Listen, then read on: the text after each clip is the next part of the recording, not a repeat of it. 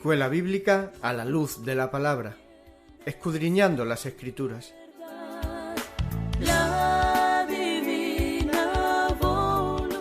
Luz a las Naciones. Canal Cristiano de Comunicación presenta A la luz de la palabra.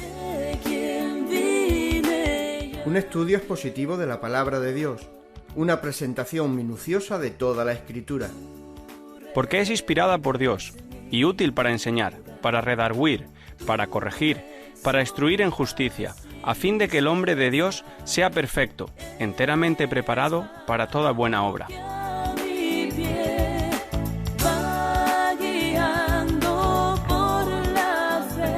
Escuela Bíblica a la luz de la palabra, edificando sobre la roca.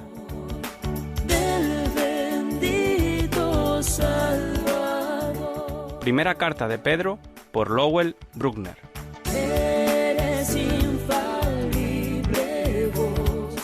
Siendo renacidos, no de simiente corruptible, sino de incorruptible, por la palabra de Dios, que vive y permanece para siempre. Porque toda carne es como hierba, y toda la gloria del hombre como flor de la hierba. La hierba se seca, y la flor se cae, mas la palabra del Señor permanece para siempre. Y esta es la palabra que por el Evangelio os ha sido anunciada. Primera carta de Pedro, capítulo 1, versículos 23 al 25.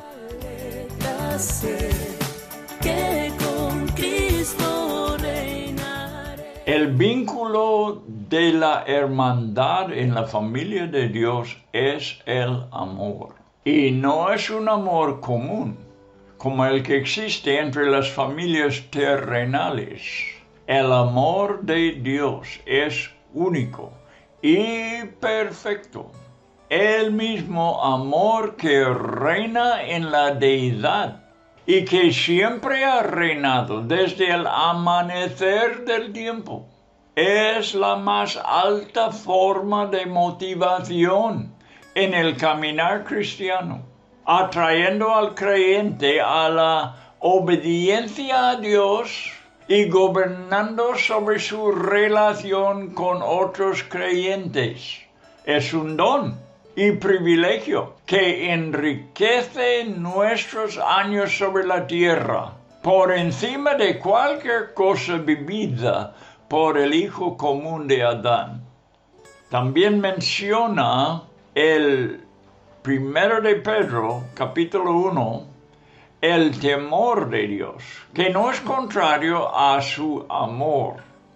El temor de Dios no es contrario a su amor.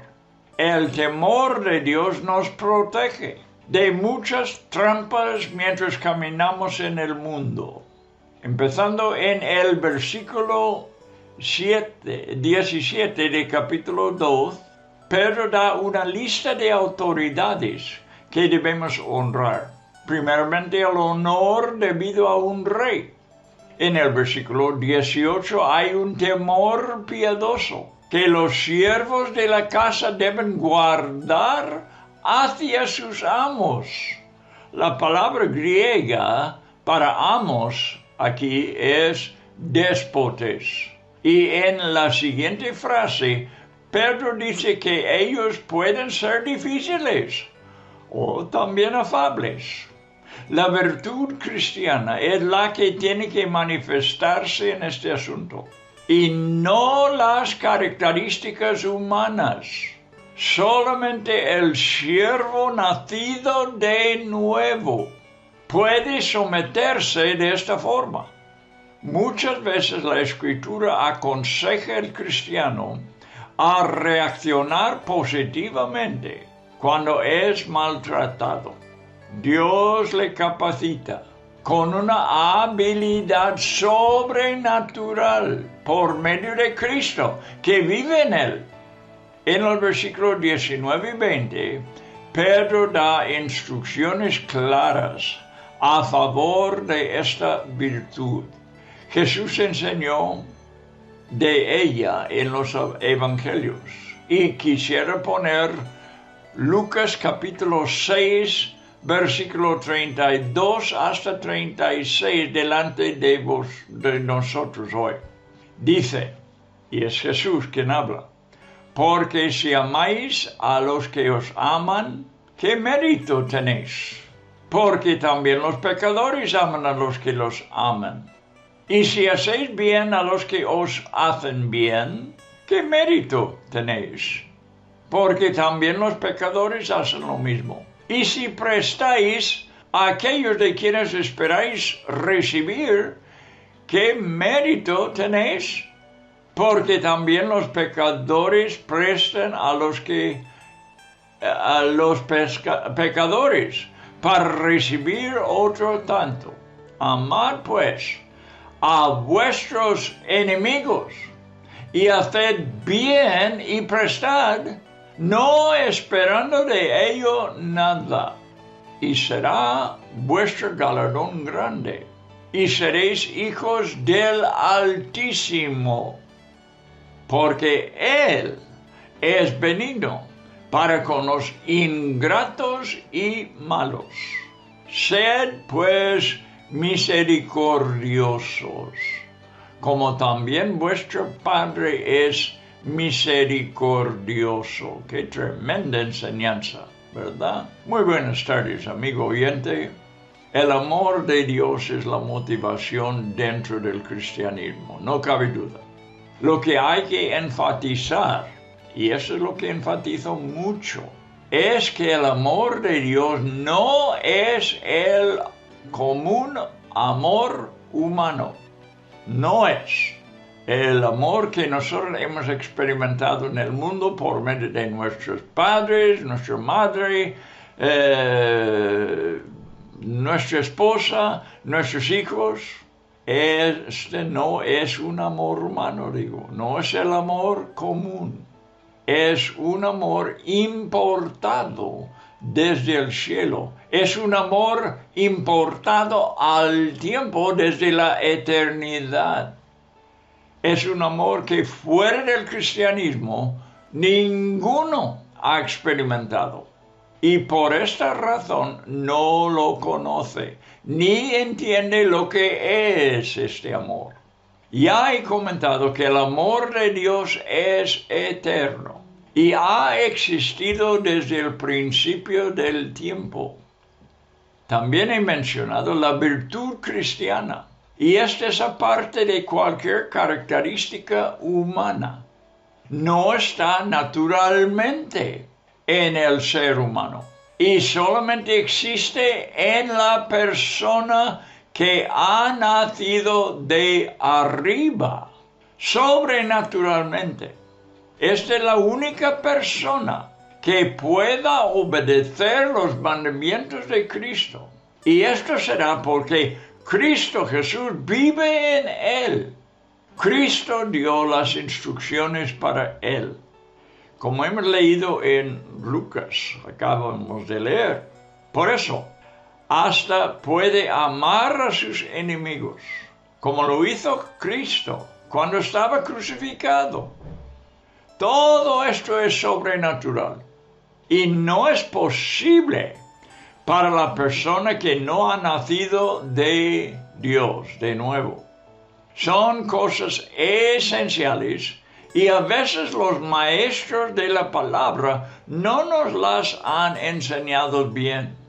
El resultado es que el cristiano intenta cumplir lo que Dios demanda con sus propios esfuerzos. Hay que entender desde un principio que la persona nacida naturalmente no puede cumplir con lo que manda Dios. Enseguida vamos a ver que solamente hay virtud en aquella persona que ha recibido una naturaleza nueva. Lo que la persona natural pueda hacer no tiene mérito. Y Dios y su Biblia nos manda a hacer imposibilidades. Esto tiene que quedar claro y la lección de hoy nos lo va a enseñar.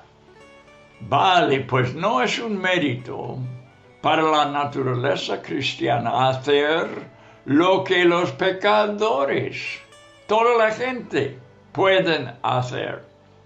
está dentro de la esfera de las capacidades humanas a amar.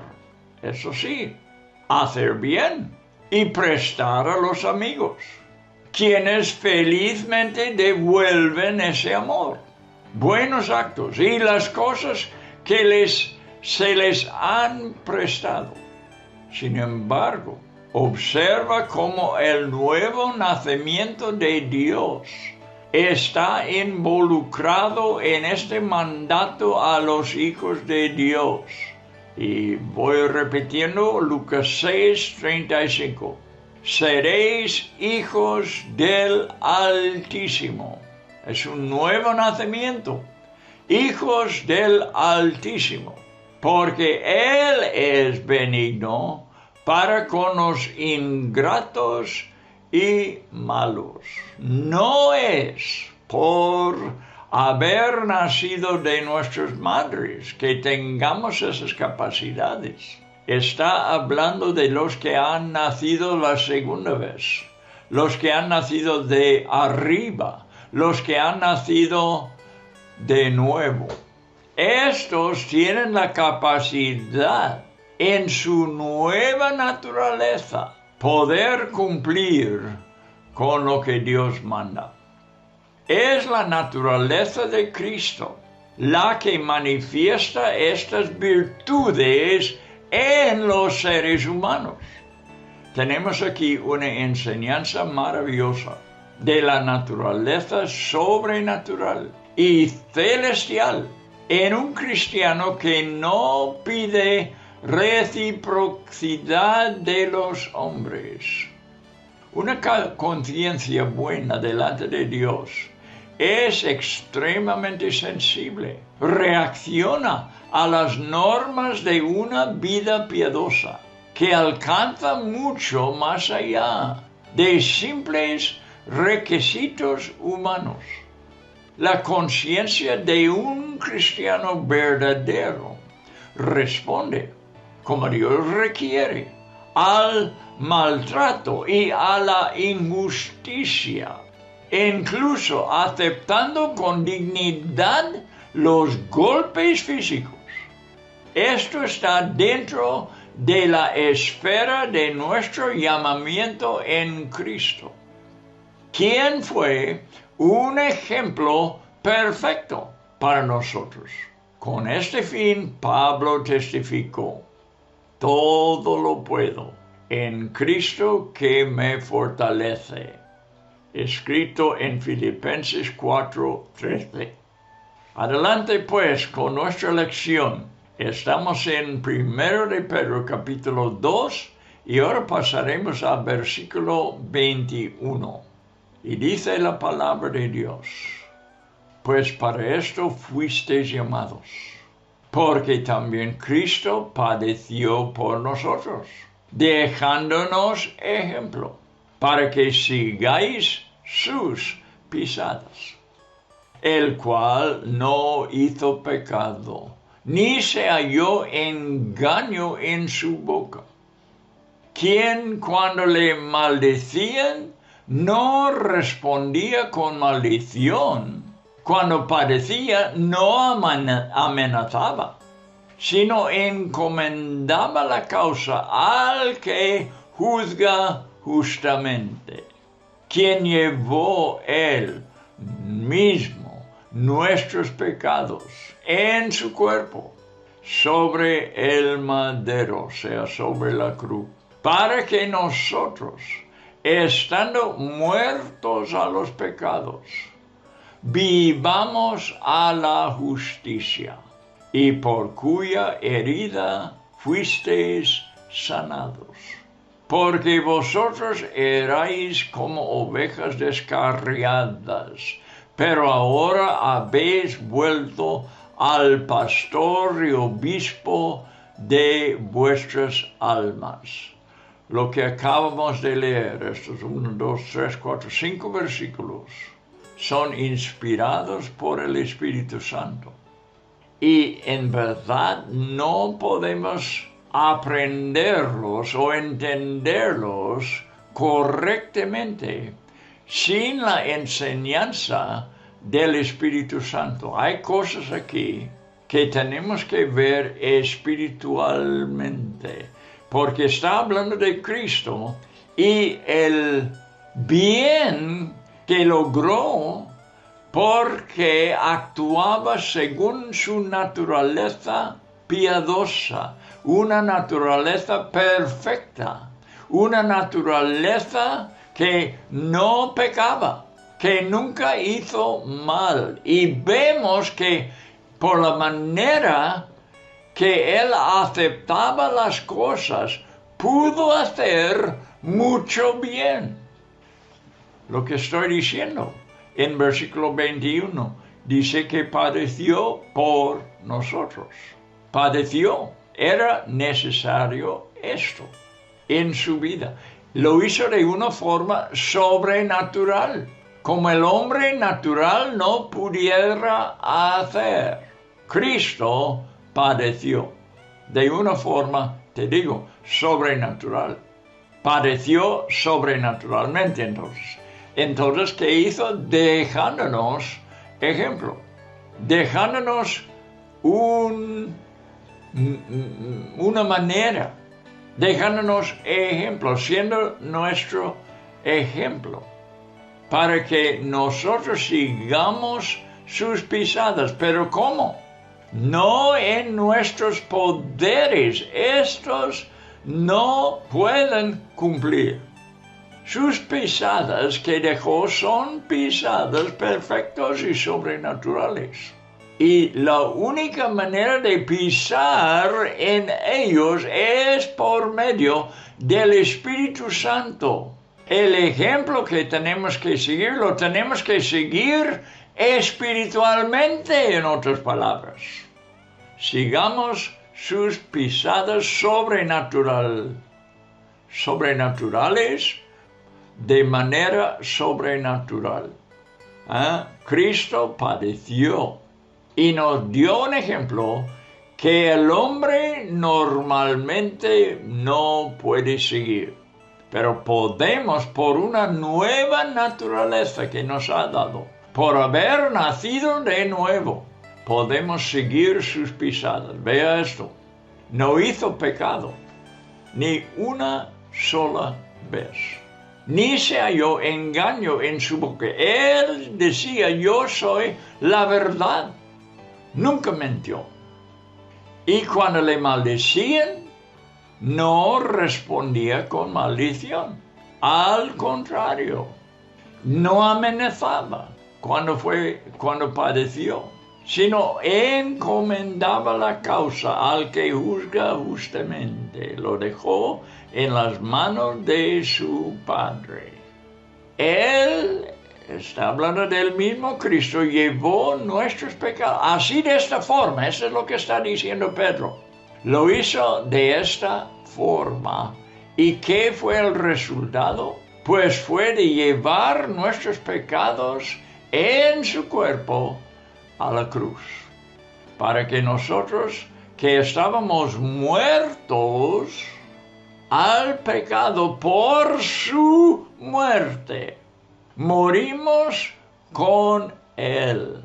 Ahora resucitamos con Él. Vivamos a la justicia, dice Pedro, y por cuya herida fuisteis sanados.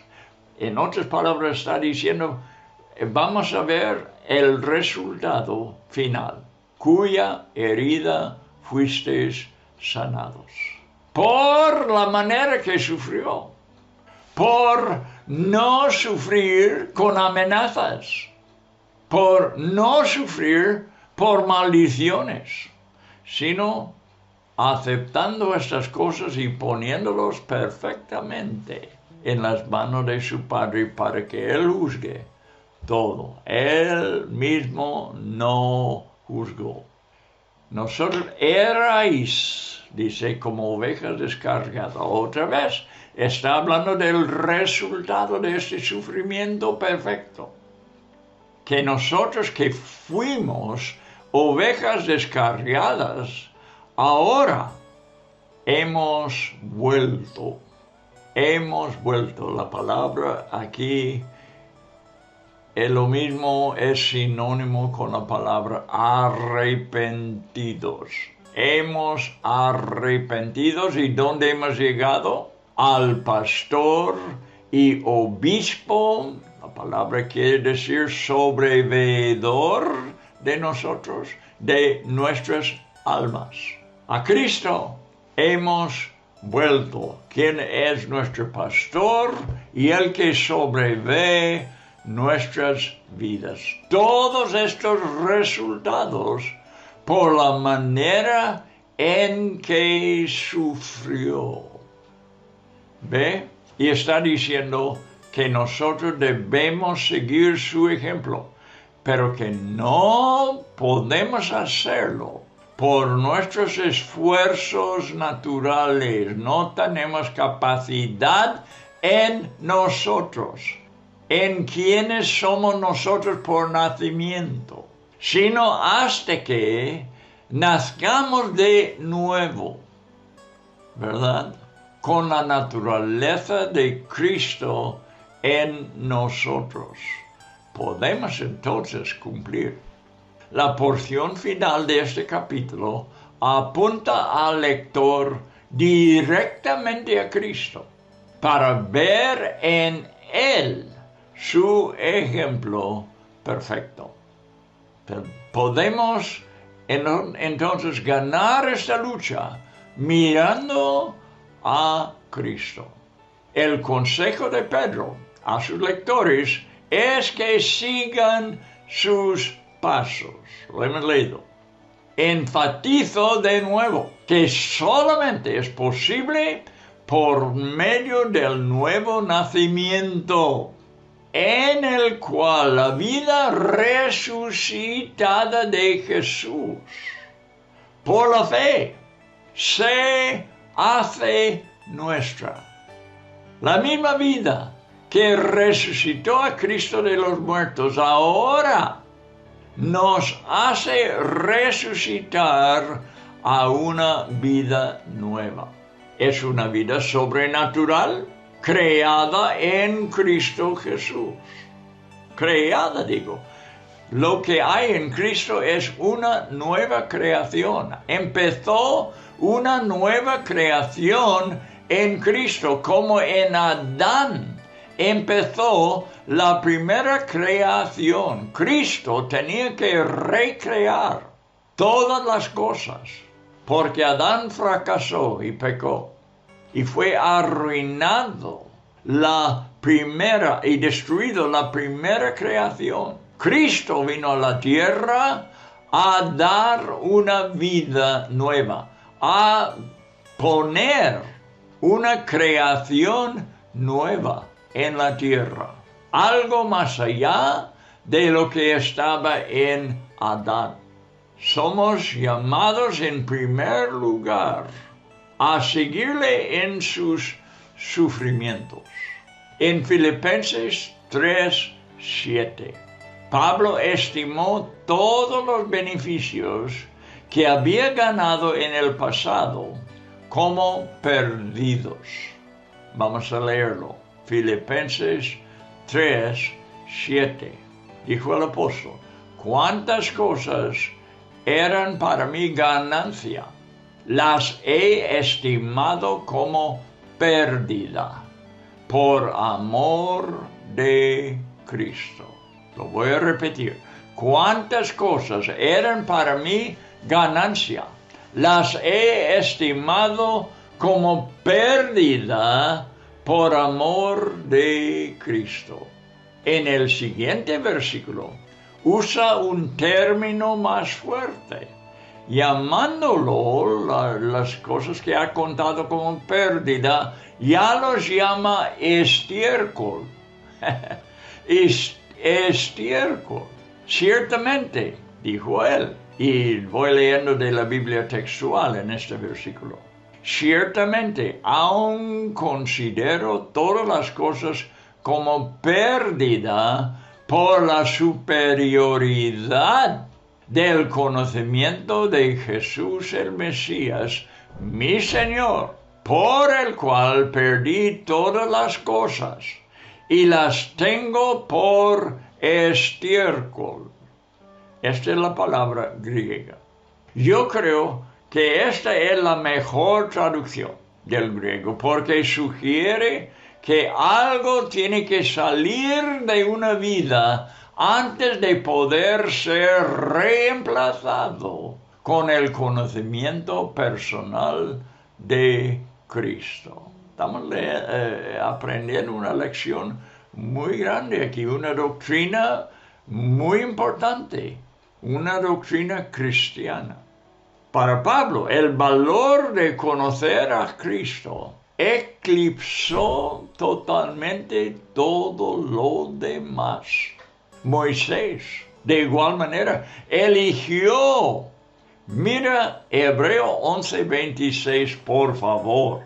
Esta porción es tremendo, hablando de una persona del Antiguo Testamento, precisamente Moisés, y cómo él conoció a Cristo. Vaya a Hebreos 11 y fíjate en versículo 26, que Moisés eligió el vituperio de Cristo sobre las riquezas del palacio de Egipto. Antes del versículo 26 empieza la historia en versículo 24. Por la fe Moisés, hecho ya grande, rehusó llamarse hijo de la hija de Faraón, o sea, nieto adoptado de Faraón era Moisés, escogiendo antes ser maltratado. Fíjate la diferencia. Rehusó llamarse nieto adoptado de Faraón, escogiendo antes ser maltratado ¿con quiénes? Con el pueblo de Dios, con los judíos, con los hebreos, con los esclavos.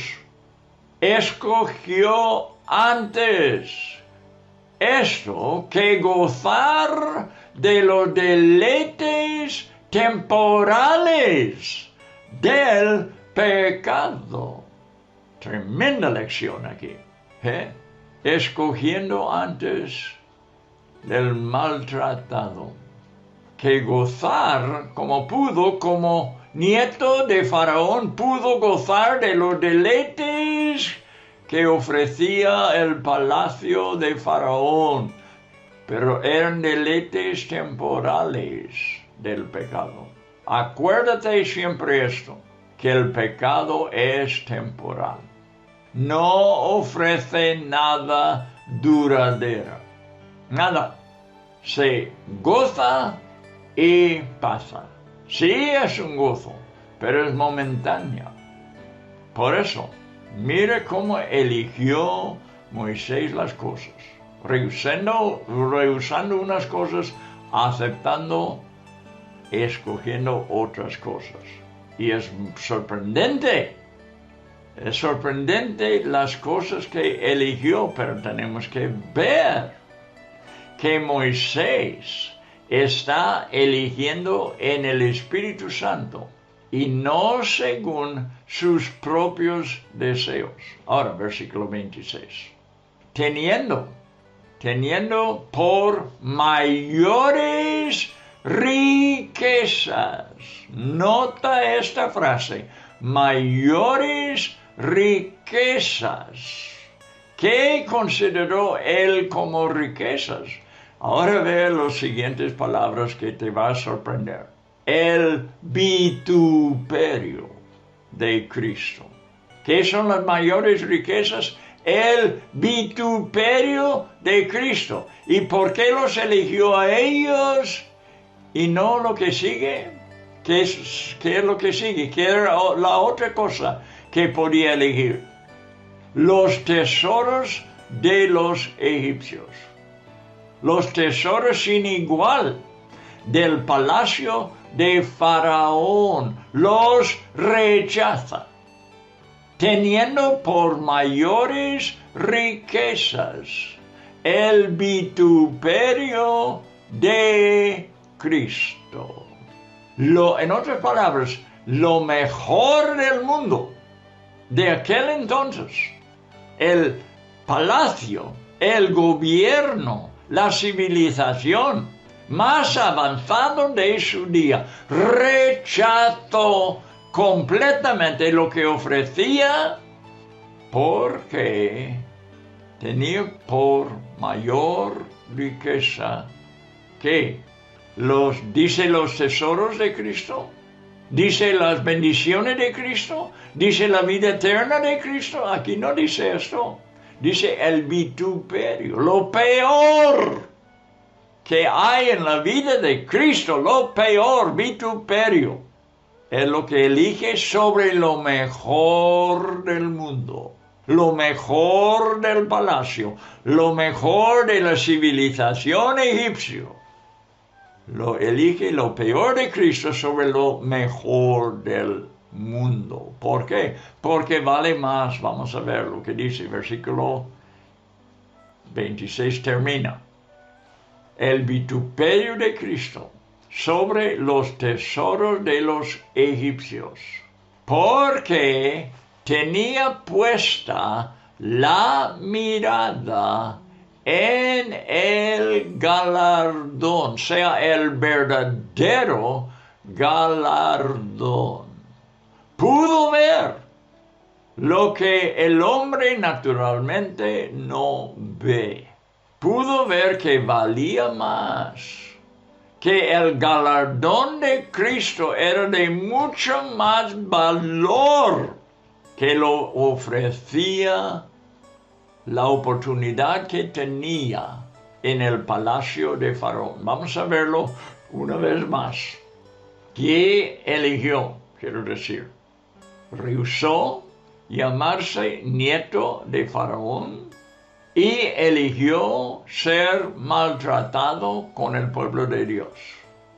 Rechazó gozar de los deleites temporales del pecado para elegir el vituperio de Cristo sobre los tesoros de los egipcios, porque pudo ver con los ojos de su corazón. Y cualquier cristiano, tiene que ver las cosas así. Otra cosa que quiero que notes en versículo 26, que Moisés estaba ya relacionado con Cristo.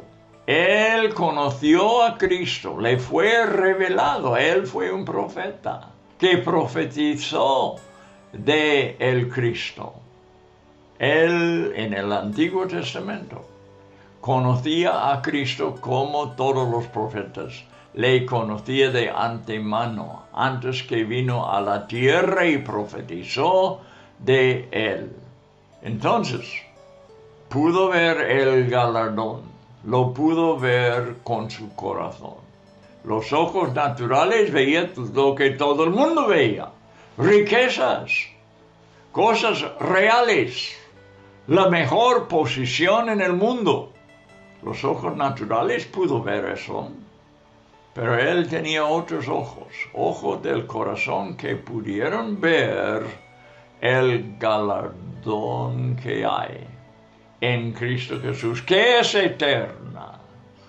Y aunque seamos vituperados en el mundo, podemos tener la esperanza de una vida dichosa en el cielo.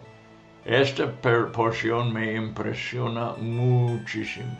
Versículo 27 dice, por la fe dejó a Egipto entonces, no temiendo la ira del rey. Aquí tenemos otra elección. Él elige la ira del rey. La ira del rey en lugar de estar bien con el rey. Y deja a Egipto por completo y nunca volvió. Bien, pero para Pablo, el valor de conocer a Cristo eclipsó, totalmente todo lo demás. Ya lo hemos leído, ¿verdad? De cómo él contaba las ganancias que tenía por ser un líder entre los judíos y estar en una condición cómoda, ¿verdad?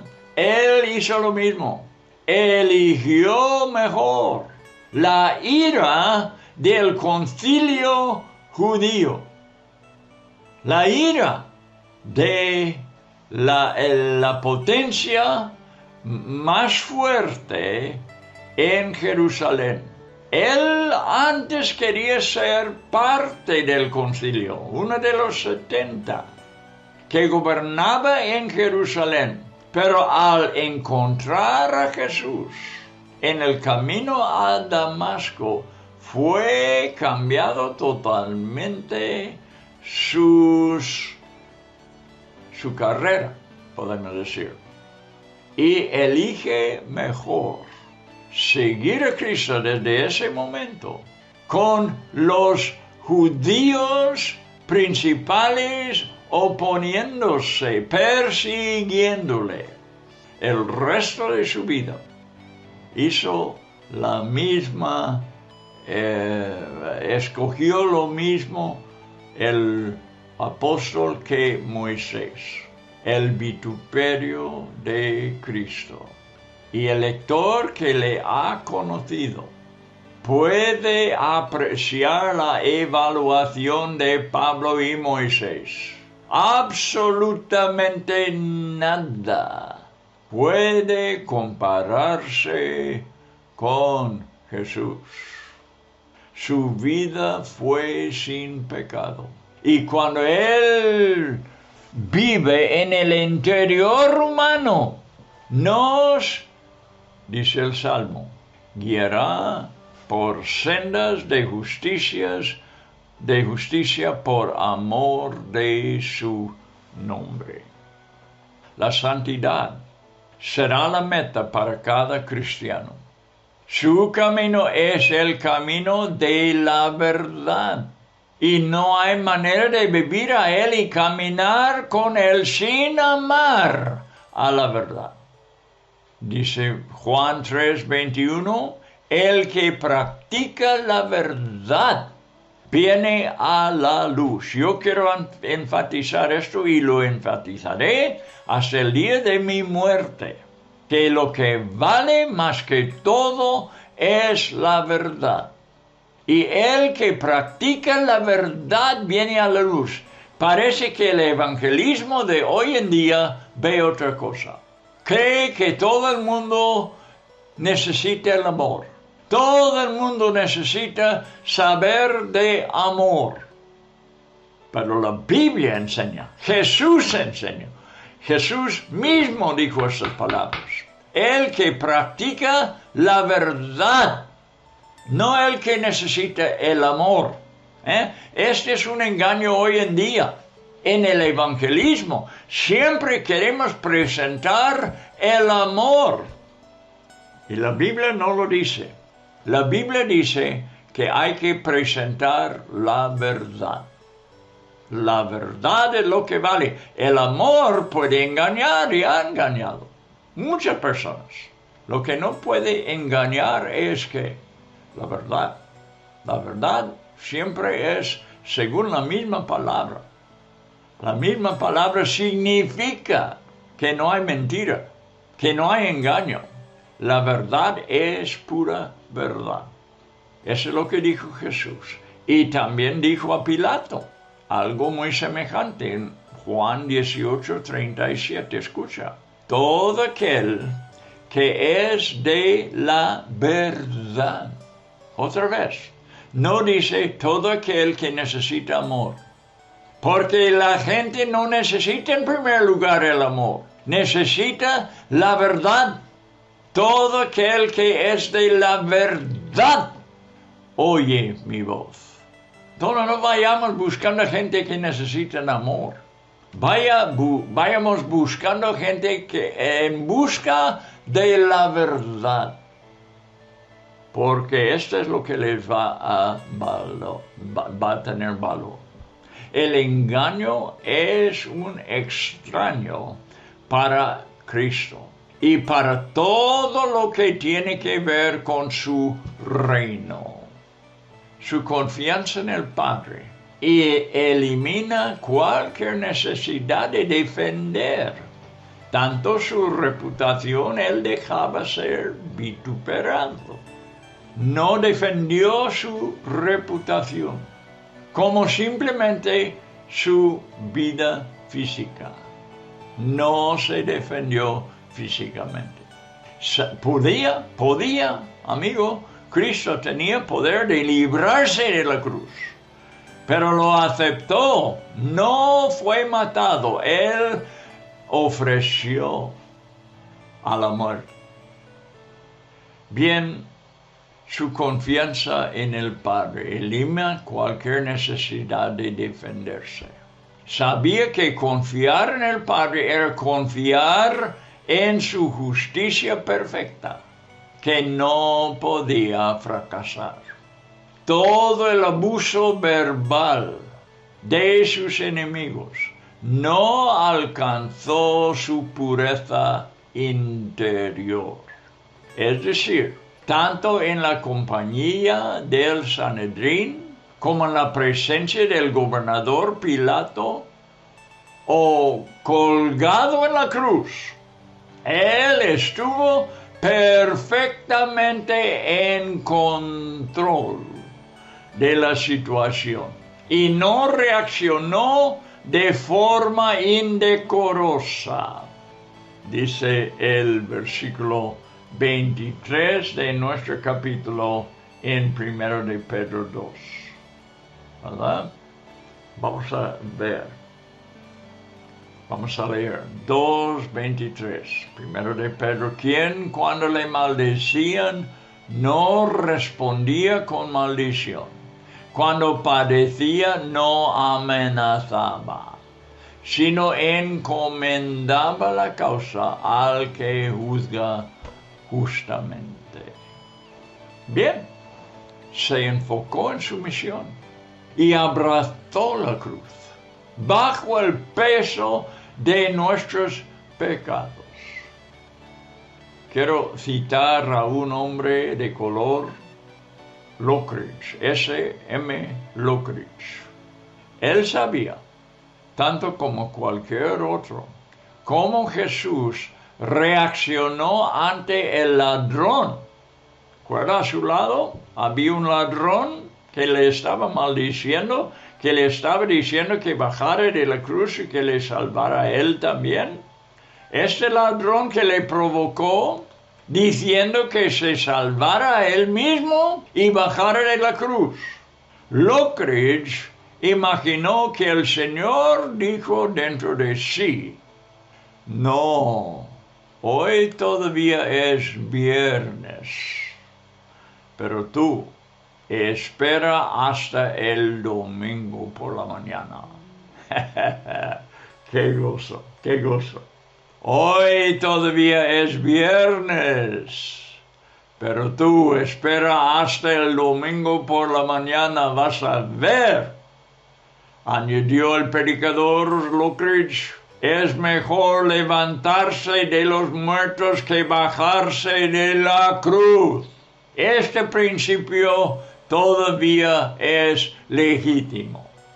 Hasta la fecha, mejor es sufrir las penalidades y no aceptar el rescate y después ver la mano de Dios levantarte a una posición mucho más alta. Jesús sufrió la cruz, no bajó de la cruz, pero resucitó de los muertos. La tumba no pudo detenerle y se levantó para vivir una eternidad de justicia. Y mientras sus heridas sanarán totalmente nuestro pecado y enfermedad. Versículo 24, quien llevó él mismo nuestros pecados en su cuerpo sobre el madero, para que nosotros, estando muertos a los pecados, vivamos a la justicia, y por cuya herida fuisteis sanados. ¿Ves la manera de Dios en esta cosa? ¿Ves lo que debemos nosotros elegir en estas situaciones? ¿Ves cómo podemos portarnos por la vida que está en Cristo? Y entonces vemos los beneficios que vienen por hacer las cosas como Dios manda. Cada cristiano tiene que estar muy dispuesto a confesar que se ha descarriado. Versículo 25, porque vosotros erais como ovejas descarriadas. Hay que verlo, hay que confesarlo, sí, pero después de haberlo visto cómo descarriadas somos, qué perdidos somos, qué malos somos, qué enemigos de los caminos de Dios. Tenemos que ver esto. Erais como ovejas descarriadas. Ya te digo, confesarlo está bien, pero hay que creerlo antes de confesarlo. Cada cristiano tiene que estar muy dispuesto a confesar que se ha descarriado, alejándose él mismo por su propia voluntad, siempre más de su Creador, porque fue conducido por su propio ego, el yo. Su amor inició nuestro regreso, no nuestra voluntad. El amor de Dios es lo que principió a obrar en nosotros. Por eso estamos aquí ahora como cristianos. No porque nosotros elegimos bien, sino porque nosotros, habiendo descarriado, fuimos atraídos. Él inició nuestro regreso. No nos persiguió, sino con su corazón nos siguió. Sin importar hasta dónde hubiéramos llegado, sin estar conscientes nosotros de su presencia invisible. Incluso Él se involucró en nuestro fracaso y pérdida, llevándonos a un vergonzoso ambiente, como entre una manada de cerdos, si fuera necesario, y creó una insistente hambre interior. Fue Él que nos hizo pensar en nuestro Padre y hogar, y su bondad nos condujo al arrepentimiento. Volvimos quebrantados al pastor y obispo de nuestras almas. Y ahora, en las palabras de un compositor, me guía a mí, qué pensamiento bendecido, oh, qué palabras llenas de consuelo celestial. Lo que sea que haga, donde quiera que esté, es la mano de Dios que me guía a mí. Señor, pondré mi mano en la tuya y no murmuraré ni me quejaré. Contento cual sea mi destino, ya que es mi Dios quien me guía a mí. Palabras de Joseph H. Gilmore en 1862. Bueno, hemos llegado al fin del programa de hoy, del estudio de hoy, de lo que nos enseña el Espíritu Santo. Y Él es el único, Él es el Maestro, no un maestro. El único Maestro que nos puede hacer saber y conocer las cosas de Dios, porque nosotros no podemos por otro modo. Tenemos que aprender estas cosas espiritualmente, sea por medio del Espíritu Santo. Y si Él nos guió hoy, si Él nos condujo hoy, ya sabemos las cosas de verdad. Si un hombre nos ha estado hablando solo hoy, no hemos aprendido nada. Aprendemos cuando el Señor, el Espíritu Santo, nos empiece a enseñar. Por eso hay gente que aunque empiecen o pueden seguir aprendiendo de las Escrituras, leyendo la Biblia todos los días, aunque sea, nunca aprendan, y en lugar de andar en la verdad, van a descarriado, como hemos oído hoy.